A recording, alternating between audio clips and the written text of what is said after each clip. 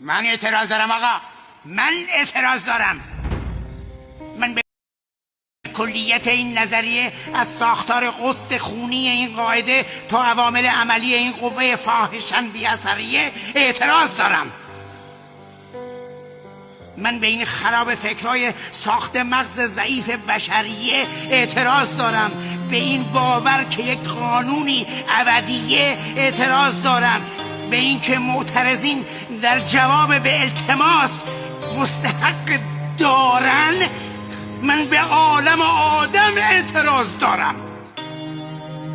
من به این کوره نگاه دلواپسی که هر نگاه جدیدی ضد وطنیه، به باختگانی که سالیان سال مالشون هپلیه، به قوانینی که جناحن جنوب کمریه، به این که تمام تقصیر همسایه بغلیه، به این که پسر همسایه بغلیمون امروز عملیه،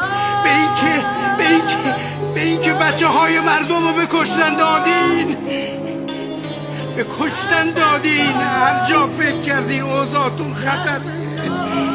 اعتراض دارم.